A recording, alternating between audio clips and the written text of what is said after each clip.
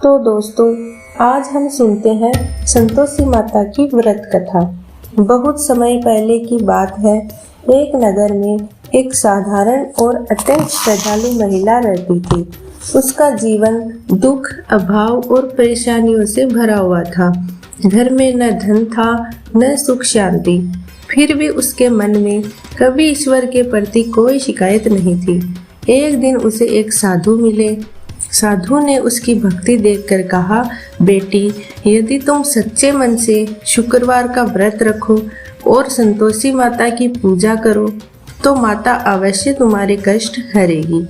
उस स्त्री ने पूरे विश्वास और श्रद्धा से संतोषी माता का व्रत रखना शुरू किया। वह हर शुक्रवार प्रातः स्नान करके माता की पूजा करती, कथा सुनती और प्रसाद में गुड़ व चना चढ़ाती। वह खट्टी चीजों का त्याग करती और मन में सदा संतोष बनाए रखती। कई शुक्रवार बीत गए, कभी उसे फल नहीं मिला, कभी भोजन का भी अभाव रहा, लेकिन उसने व्रत नहीं छोड़ा। वह मन ही मन कहती, माता, मुझे कुछ नहीं चाहिए, बस आपकी कृपा बनी रहे। एक बार उसके घर में एक छोटी सी भूल हो गई। परिवार के किसी सदस्य ने अनजाने में खट्टी चीज खा ली। यह संतोषी माता की परीक्षा का समय था। कुछ ही दिनों में उस स्त्री के जीवन में फिर से कष्ट आने लगे। घर में कलह बढ़ गई, धन का अभाव हो गया, लेकिन उसने माता को दोष नहीं दिया। वह रोते हुए बोली, हे संतोषी माता, यदि मुझसे कोई भूल हुई हो तो मुझे क्षमा करें। मैं आपकी शरण में हूँ और सदा संतोष भाव से रहूंगी। उसकी सच्ची भक्ति, धैर्य और संतोष देखकर संतोषी माता प्रसन्न हो गई।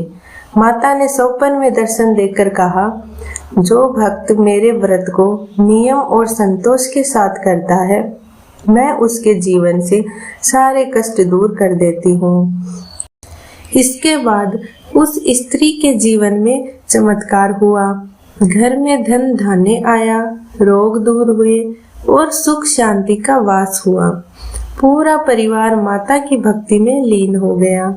इसलिए कहा जाता है, जो भी भक्त शुक्रवार को श्रद्धा से संतोषी माता का व्रत, कथा और पूजा करता है, उसके जीवन में संतोष, सुख और समृद्धि अवश्य आती है। जय संतोषी माता। माता हम सब पर भी अपनी कृपा बनाए रखे।